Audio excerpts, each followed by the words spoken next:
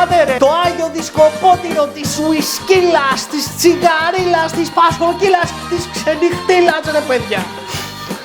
Άμα δεν το πάθω σήμερα το κεφαλικό, δεν θα το πάθω ποτέ. Βάλτε κράνος γιατί θα χτυπήσουμε.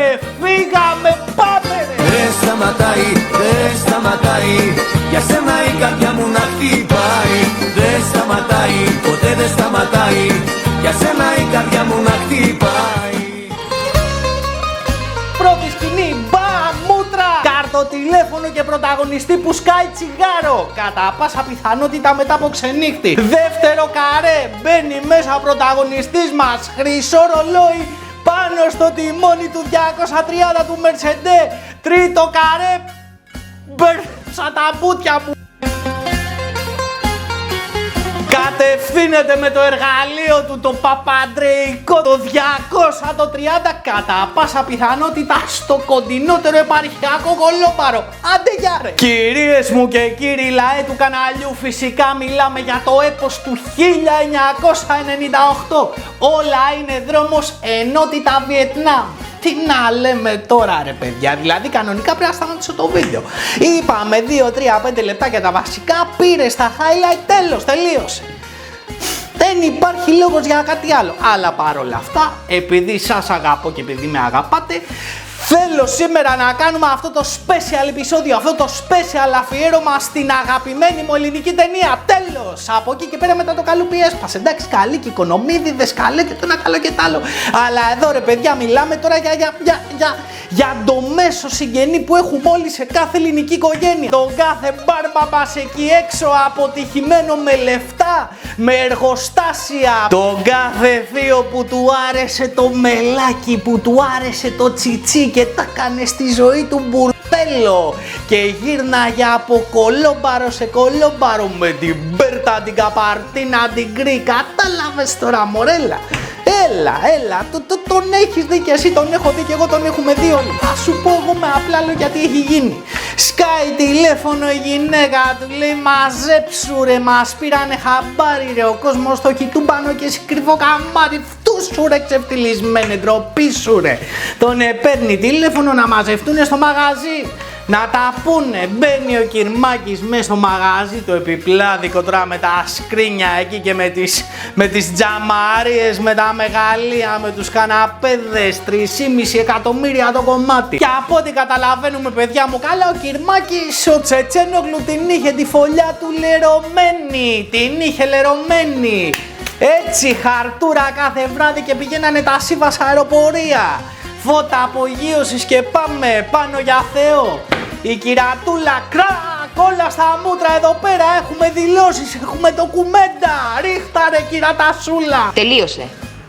Άμα θες, κάτσε εσύ εδώ με τις γκόμενες, τα χωράφια και τους καναπέδες σου.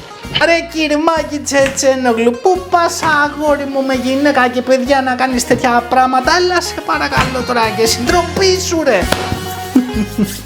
Παιδιά μου καλά, αυτή ήταν η πιο κομβική στιγμή στην ιστορία του κύριου Μάκη του Τσετσένογλου. Η σημαντικότερη καμπή, η κόψη του ξηραφιού που καθόρισε το υπόλοιπο της ταινίας και το υπόλοιπο του μισού ανδρικού πληθυσμού της Ελλάδας το 1990. Πάμε να δούμε παρέα εδώ χέρι-χέρι ρε, 1,5 χρόνο σας αγαπώ όλους εκεί έξω. Πάμε να δούμε ποια ήταν η επόμενη κίνηση του Κυρμάκη μετά από αυτόν τον καυγά, μετά από αυτόν τον χωρισμό, μετά από αυτόν τον πόνο και τη στεναχώρια της ζωής. Πάνε παιδιά, πάνε σπίτια, πάνε γυναίκες, τα χάσε όλα, τα ξεφτύλισε μέσα σε ένα βράδυ. Και ποια ήταν η αντεπίθεση του Κυρμάκη ρε? Γεια σου ρε Πασοκτζή, γεια σου Μερακλή αγόρι μου. Ποια ήταν η απάντησή του παιδιά μου καλά?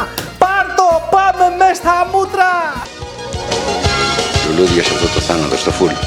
Έγινε και νιώθω την καρδιά μου να χορεύει, λίγο σαν από μακρύ.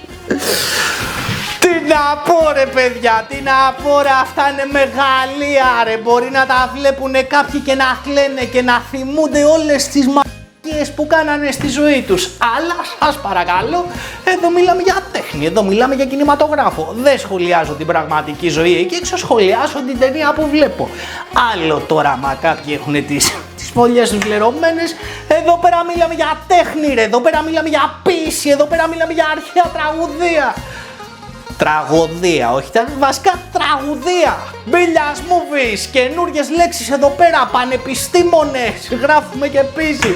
Δεν σταματάει για σένα η καρδιά μου να χτυπάει.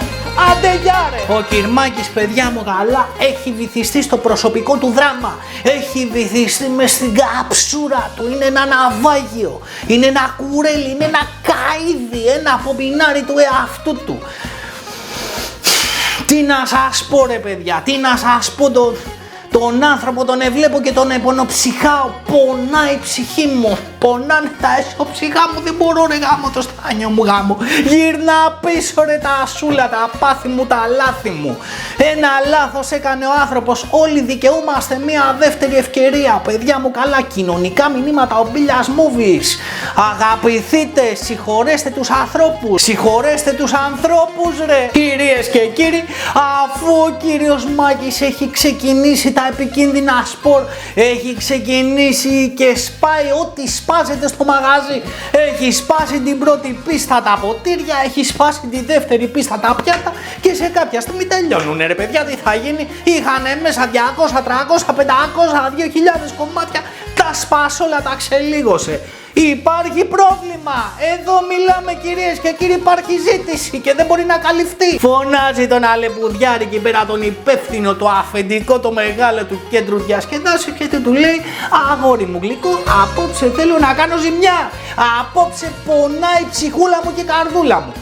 Θέλω να κάνω βαβούρα, έχω όρεξη εδώ πέρα για χαρτούρα, τι μπορούμε να κάνουμε γι' αυτό, του λέει το αφεντικό, δεν έμεινε τίποτα, μόνο τα μάρμαρα της τουαλέτας μείνανε όρθια.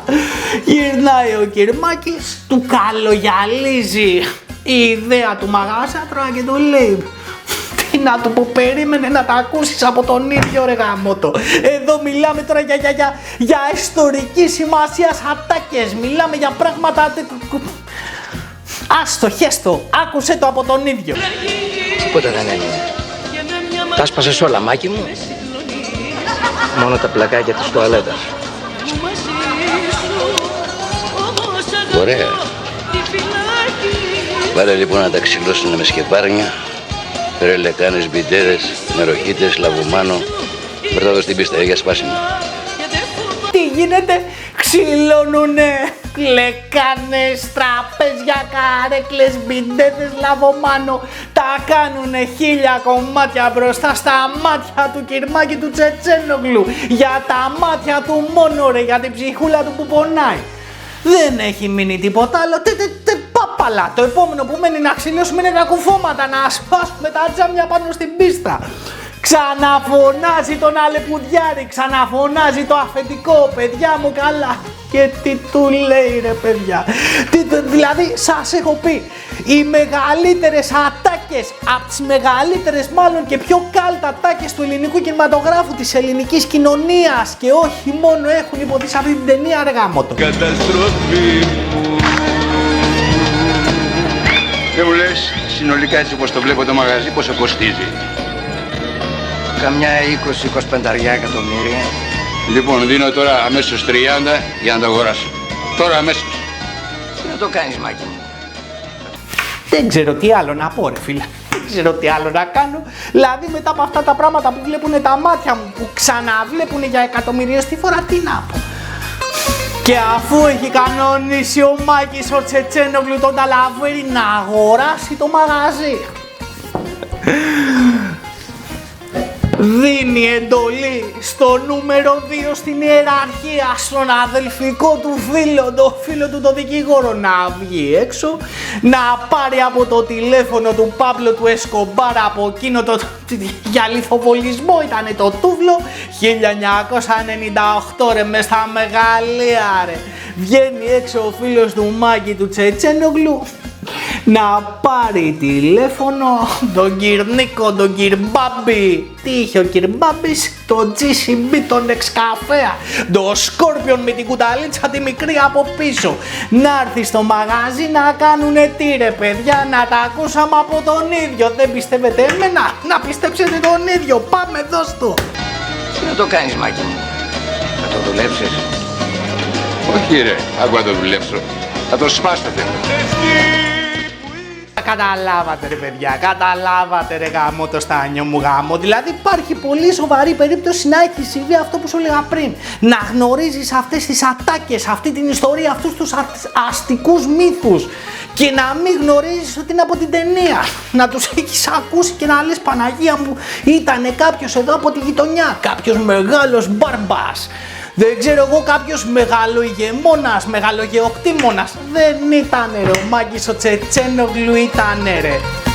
Το αγοράσαμε το μαγαζί, Κυρμάκη, συγχαρητήρια, καλορίζικο, καλές δουλειές. Βγαίνουν όλοι έξω από το μαγαζί, ο Κυρμάκης με τον μπλόκο επιταγών στο χέρι, Παναγία μου και Χριστέ μου, τρίζουνε τα κόκαλα του Ανδρέα. Βγαίνει έξω με τον μπλοκ από το μαγαζί, υπογράφει την επιταγούλα του, τη δίνει στο πρώην αφεντικό του Βιετνάμ. Πάμε για την τελευταία πράξη ρε παιδιά. Πάμε για τη στιγμή που γεννήθηκε μία από τις σημαντικότερες ατάκες της pop culture, της ελληνικής ιστορίας, της ελληνικής λαϊκής κουλτούρας. Το 90's παιδιά μου καλά, την περίφημη μεγάλη τιτανοτεράστια ιερή, δεν ξέρω τι άλλη λέξη, τι άλλο χαρακτηρισμό να χρησιμοποιήσω. Δεν θα το πω εγώ, πάμε να το πει για ακόμα μία φορά ο ίδιος. Παιδιά μου καλά, ετοιμαστείτε, τελευταία πράξη του έπους του αριστουργήματος του 1998. Πάμε ρε, πάρ' το στα μούτρα ρε να μαθαίνεις ρε. Εδώ να σου μάθω παλίτσα ρε στον άρχοντα ρε. Πάμε εδώ πέρα να δούμε τα ντοκουμέντα ρε, πάρ' το. Ρίχτω ηλία! Ηλία! Ρίχτω! Έχει θολώσει το μυαλό μου από σκοτάδι. Ρίχτω να παναγα... Ρίχτω ρε να μην μείνει τίποτα όρθιο ρε. Για πάρτι σου ρε. 1998 παιδιά μου καλά, μία από τις πιο ιστορικές, τις πιο σημαντικές, τις πιο εξιστορητικές και τις πιο συμβολικές ταινίες της ελληνικής ιστορίας. Τέλος, φτάνει, μάλιασε η γλώσσα μου, δεν μπορώ άλλο παιδιά μου καλά. Τι θα μου κάνετε που... Όπα, να αφήσω το μήνυμα της ημέρας πριν από την αποφώνηση. Όσοι δεν είδατε το live γιατί δεν μπορέσατε, γιατί σας αγαπώ και εσάς, αλλά να έχετε το νου σας, από εδώ και πέρα είναι μια προσθήκη η οποία θα ξεκινήσει να συμβαίνει συστηματικά. Σας θέλω όλους μέσα, πίκο, παιδιά μου καλά. Λοιπόν, τέλος, δεν έχει άλλο για σήμερα. Μέχρι την επόμενη φορά θέλω να μου κάνετε δύο πραγματάκια. Ξέρετε ποια είναι αυτά? Να μου είστε καλά και να μου περνάτε καλά. Άντε γεια ρε. Δεν σταματάει, δεν σταματάει, για σένα η καρδιά μου να χτυπάει. Δεν σταματάει, ποτέ δεν σταματάει, για σένα η καρδιά μου να χτυπάει.